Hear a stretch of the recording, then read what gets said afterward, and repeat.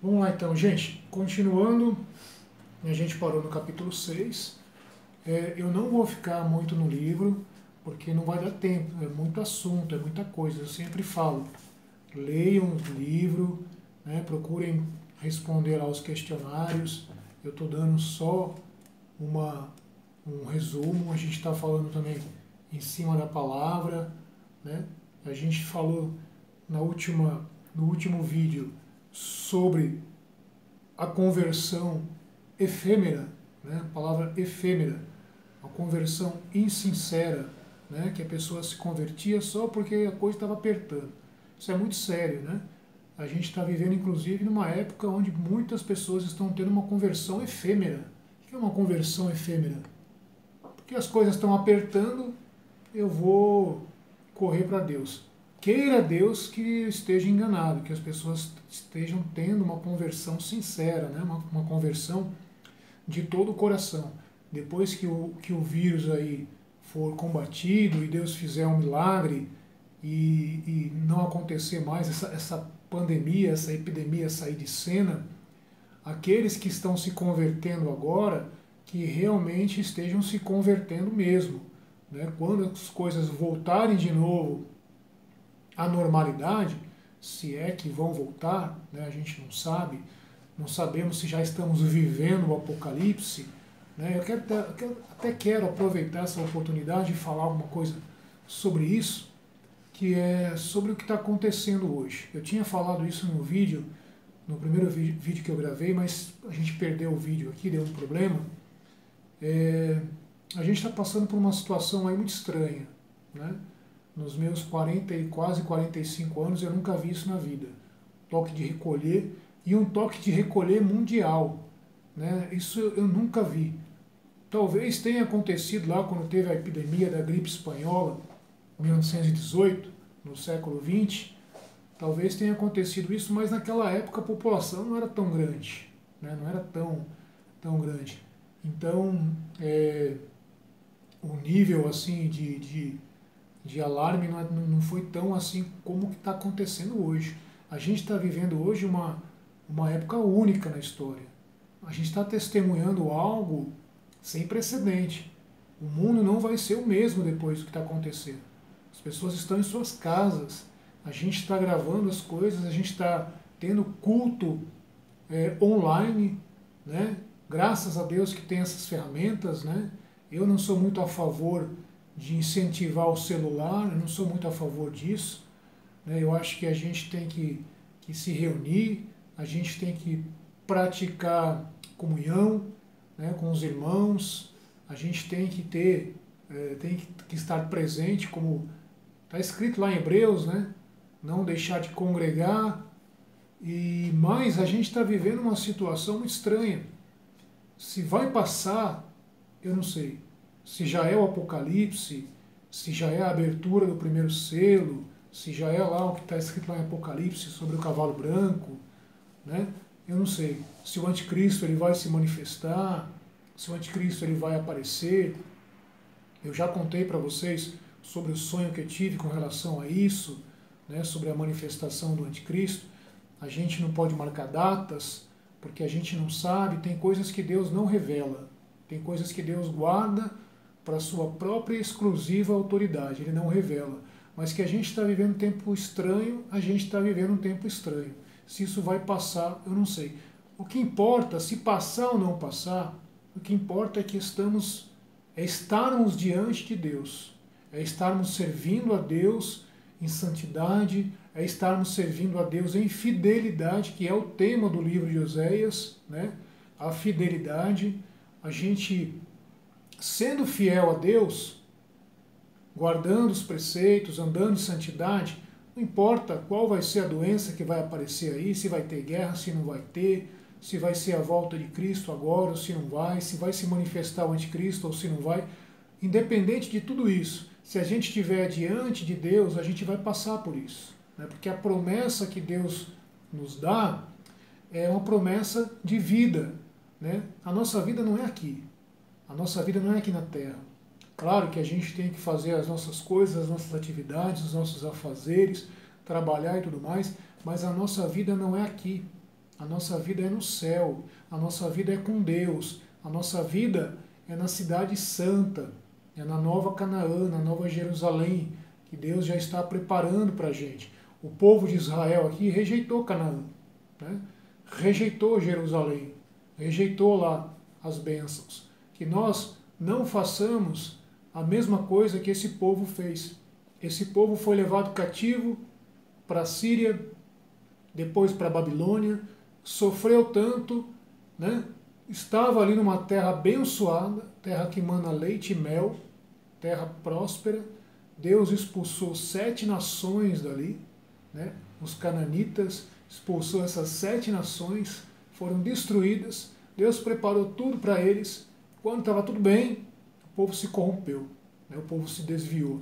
Que a gente não caia nesse mesmo laço, que a gente não caia nesse mesmo erro. Por isso, a gente está estudando sobre os profetas maiores, os profetas menores, e está sendo uma bênção porque a gente está tratando de assuntos que estão acontecendo na nossa cara nos dias de hoje.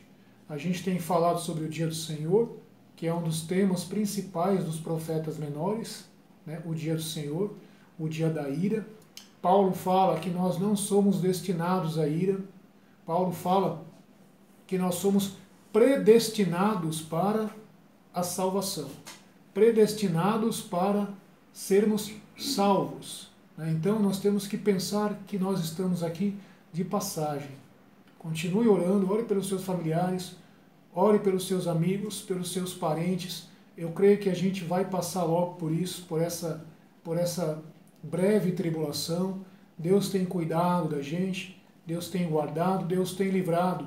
Salmo 91, né, ele fala, 1000 cairão ao teu lado, 10.000 à tua direita, mas tu não serás atingido. Então, quer dizer, praga nenhuma chegará à tua tenda. Né, essa é uma promessa. Praga nenhuma chegará à tua tenda. A gente está vivendo uma praga aí, uma doença, uma enfermidade. Quando Deus ele punia o ímpio, e as pragas são para o ímpio. As pragas de Deus não são para o povo de Deus. As pragas são para os ímpios, para aqueles que não conhecem a Deus. Quais eram os tipos de castigo que Deus mandava para punir os ímpios? As doenças, a espada, né, que simboliza a guerra, e as bestas feras, né, e a fome. Era esse tipo de castigo que Deus reservava para os ímpios. Mas também esse tipo de castigo era reservado para os que se desviavam, para o povo de Deus que se desviava, aqueles que se apostatavam. O que é apostatar? Apostatar é negar a fé. Apostatar é tipo você estar no exército, você foi chamado para ser um soldado de um exército, e nós estamos no exército, né? Nós somos soldados, estamos no exército de Deus. O que é apostatar? É você abandonar esse exército, né? É como aquele que está em guerra, vem o inimigo, ele começa a ficar com medo e ele foge. O que acontece com ele? Ele é preso, né? Ele é preso por quê? Porque ele abandonou o seu exército. Ele foi arregimentado para lutar num exército, e ele abandona aquele exército, ele vai ser punido. A mesma coisa acontece com o cristão. A mesma coisa que acontece com o povo de Deus. Apostatar é exatamente isso. É você negar a sua fé, né? Desertar. Estava enrolando aqui, estava tentando lembrar da palavra. É desertar. Quando você deserta, né? Você desertou, você foi alistado. Digamos que você foi chamado para lutar numa guerra, você foi alistado. Se você desertar, ou seja, se você receber a cartinha na sua casa que está sendo convocado para uma guerra e você não ir, o que acontece? Você vai ser preso, você vai ser punido, porque você desertou. Então apostatar é a mesma coisa. É o que estava acontecendo com o povo no tempo de Oséias. Bom, a gente viu sobre a conversão insincera. Capítulo 7 fala sobre crimes passados e presentes de Israel. Olha o que fala no capítulo 6, versículo 7, está falando sobre: mas eles, em Adã, transgrediram a aliança. E aí eu vou ver aqui a referência. Em Adão, a palavra Adão a gente sabe que significa o quê? Significa homem. Né? A palavra Adão significa homem. Então, Osés provavelmente estava fazendo aqui uma alusão ao que Adão fez lá no Jardim do Éden, como um homem, né? Ou como Adão, que quebrou a aliança, né? Comendo do fruto, havia uma aliança ali no Jardim do Éden. Lembra que eu falei que Deus é um Deus de alianças? Deus é um Deus de alianças. E as alianças que Deus faz, ele não quebra. É o homem que quebra sempre. E Adão quebrou a aliança que Deus fez, que foi a aliança das obras. Né? Essa chamada aliança das obras. Lá no Jardim do Éden, Adão tinha uma obra a se cumprir. E ele quebrou essa aliança, a aliança das obras. Nós estamos hoje na aliança da fé, na aliança da graça. Né? Se nós quebrarmos essa aliança, não resta mais sacrifício de cordeiro para a gente. Não resta mais sangue para ser derramado. Né? Como diz lá em Hebreus, aquele que quebra a aliança da fé, a aliança da graça, não existe mais o que fazer. Então ele só está esperando para ser lançado no fogo eterno. Porque não tem mais o que. Jesus já morreu por nós. Já foi derramado o sangue dele. Né? O sangue da aliança. Se eu quebro essa aliança que foi firmada em cima do sangue de Jesus, no próprio sangue do Filho de Deus, o que mais resta para mim? Não resta mais nada. Né? Se preparar para ir para o inferno. Porque eu quebrei a aliança da fé. Adão quebrou a aliança das obras, mas nós estamos vivendo a aliança da fé. Então Osés faz esse paralelo, essa comparação. Assim como Adão quebrou a aliança das obras, vocês, Israel, quebraram a minha aliança, a aliança da lei. Nós temos a aliança das obras, a aliança da lei e a aliança da fé, da graça. Estamos no tempo da graça. Israel quebrou a aliança da lei. Adão quebrou a aliança das obras. Israel quebrou a aliança da lei. Né? Foi infiel a Deus. Se prostituiu e se rebelou contra Deus e quebrou a aliança. Capítulo 7 também fala sobre a ingratidão, novamente. Fala também sobre Israel sendo arruinado por apelar ao estrangeiro. E a gente vê que até hoje acontece isso, né? De vez em quando lá o primeiro-ministro de Israel, lá o Benjamin Netanyahu, ao invés de se voltar para Deus de todo o coração, vira e mexe ele está onde? Lá nos Estados Unidos, abraçado com o Donald Trump, né? Amém que o Donald Trump, ele é evangélico, ele é cristão, até que se prove o contrário, ele é cristão, ele é temente a Deus, menos mal, né? Menos mal. Pelo menos o Benjamin Netanyahu está fazendo uma aliança com alguém que é temente a Deus, até que se prove o contrário. Mas, mesmo assim, esse Benjamin Netanyahu, ele tinha que fazer aliança com o Deus de Israel, né? Em primeiro lugar. E a gente vê que os maus exemplos estão sendo repetidos hoje, como já era no tempo aqui de Oséias. Ingratidão e castigo de Israel também. Capítulo 8 fala sobre anarquia política e idolatria. Só vou ler o verso 4 aqui. Eles instituíram reis sem o meu consentimento. Olha só o que estava acontecendo nessa época aqui, capítulo 8. Eles instituíram reis sem o meu consentimento. Nessa época aqui, se eu não me engano, 4 reis de Israel foram assassinados nessa época.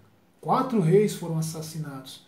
Então, eles não estavam respeitando os reis constituídos aqui, não estavam pedindo direção para Deus para constituir os seus reis. Até nisso nós temos que pedir direção. Quando a gente vai votar, quando a gente vai exercer a nossa cidadania, a gente tem que pedir direção para Deus. Será que a gente ora quando a gente está lá naquela maquininha da urna? A gente ora, Senhor, me mostra quem que eu devo escolher. Me mostra, Senhor. O povo estava escolhendo os seus reis e pior, estavam assassinando os reis que eles não estavam de acordo.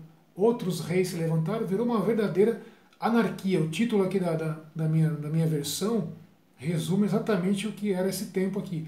Anarquia política e idolatria, no capítulo 8. Capítulo 9 fala sobre as tristezas do exílio, né? Provavelmente já é sobre o exílio assírio, né? Israel já tinha se tornado vassalo da Síria, já estava pagando impostos para Senaqueribe, para Salmaneser, que eram os reis da época, né?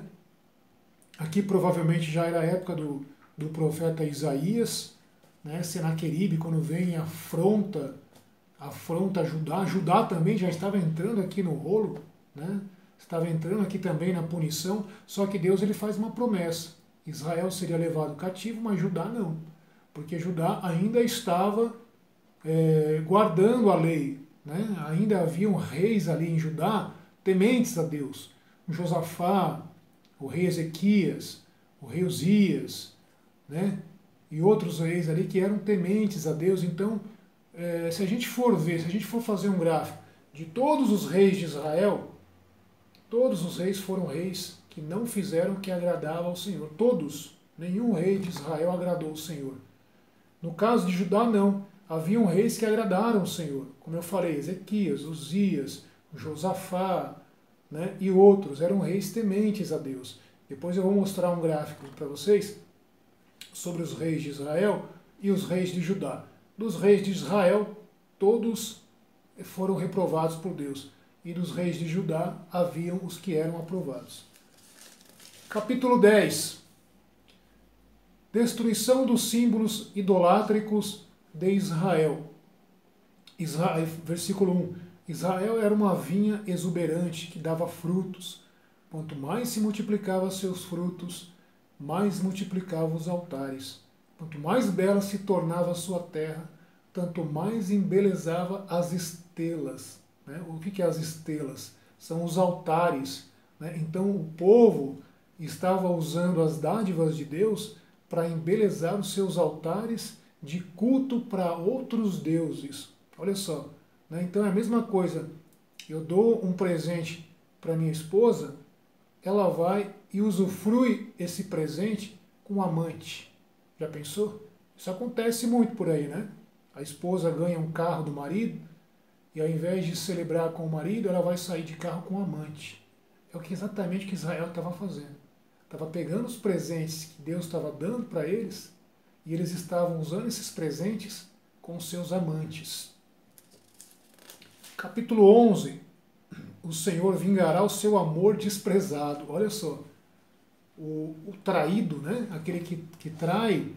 Inclusive a lei fala sobre isso, Levítico fala sobre isso, que quando o marido traído pegasse a esposa o traindo, ele poderia matá-la, mas ele tinha que fugir.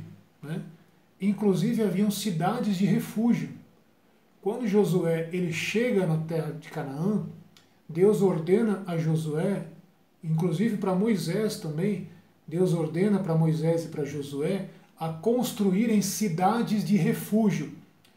O que eram essas cidades de refúgio? Por exemplo, se alguém cometesse um assassinato sem querer, eu estava lá brincando com o meu amigo, de repente, sem querer, eu matei ele. Sem querer. Foi uma morte, foi um assassinato sem querer. Eu não odiava ele, eu não tinha nada contra ele, mas sem querer eu assassinei. Então o que acontecia? Eu podia fugir para essa cidade de refúgio. E não poderia ser preso. Eu poderia ficar nessa cidade de refúgio até o juiz da terra aonde eu assassinei morresse. Quando aquele juiz de lá morresse, eu poderia voltar para a minha terra. Então, quer dizer, mesmo o assassinato, nesse caso, dava possibilidade do assassino se esconder. A mesma coisa o marido traído. Se ele matasse a esposa, ele poderia fugir para essas cidades de refúgio, né, e se esconder. E ali o juiz daquela cidade não poderia entregá-lo para ser morto. Então, quer dizer, Deus ele olhava também o lado do marido traído. Né? No caso aqui, quem foi o marido traído? O próprio Deus. Né? Deus ele poderia matar Israel, destruir Israel a qualquer momento. Mas teve compaixão, teve misericórdia. Mas o Senhor perdoa. Meu povo está obstinado em sua apostasia. Chamam-no lá do alto, mas ninguém se levanta. Como poderia eu abandonar-te, ó Efraim? Olha a declaração de amor de Deus para Israel. Como poderia eu abandonar-te, ó Efraim? Entregar-te, ó Israel? Como poderia eu abandonar-te como Adama, tratar-te como Seboim? Meu coração se contorce dentro de mim. Adama e Seboim eram cidades que ficavam próximas de Sodoma e Gomorra. Quando houve aquela guerra, né, dos reis lá de Sodoma e Gomorra, haviam ali 5 cidades, né, 5 cidades que eram chamadas, que eram cidades que ficavam próximas de Sodoma e Gomorra. Então, quando houve a destruição de Sodoma e Gomorra, cidades próximas também foram destruídas. Então Deus estava dizendo o seguinte: como é que eu posso fazer com vocês o que eu fiz com Sodoma e Gomorra? Eu vos amo. Né? A declaração de amor de Deus. Mesmo Deus estava comparando Israel com Sodoma e Gomorra. Deus estava comparando Israel a Sodoma e Gomorra. Mas mesmo assim Deus estava fazendo uma declaração de amor. Pessoal, vamos encerrando por aqui, porque está ficando muita coisa. Tem muita coisa para falar ainda. O capítulo 12 fala sobre a perversão religiosa. Capítulo 13 fala sobre os castigos da idolatria. E o capítulo 14 fala sobre a compaixão de Deus. Né? Fala que mesmo o povo estando daquela forma, Deus ainda tinha compaixão e Deus perdoaria. Depois vocês vão ler aí sobre o retorno de Israel ao Senhor, que está no capítulo 14 de Oséias. Ou seja, Deus sempre conclui as suas profecias, né? Isso aconteceu também com Isaías e Jeremias. Deus sempre conclui as suas profecias chamando o povo ao arrependimento, dizendo: olha, ainda que os seus pecados sejam vermelhos como a escarlate, eu vos tornarei brancos como a neve. Mas para isso nós temos que nos arrepender e nos voltarmos ao Senhor. Então a palavra principal do livro de Oséias é isso, é essa, que apesar das traições, que apesar da esposa infiel, Deus ainda estava disposto a restaurar o seu povo, a restaurar o casamento, a restaurar a relação. Tá bom, gente? Fiquem com Deus, até a próxima aula. Eu sei que vocês vão ver todos os vídeos de ponta a ponta, com todo carinho. Depois vão responder o questionário. E a semana que vem, se a gente não puder fazer a aula pessoalmente, a gente vai fazer novamente aqui no vídeo. Que Deus abençoe a todos. Até a próxima.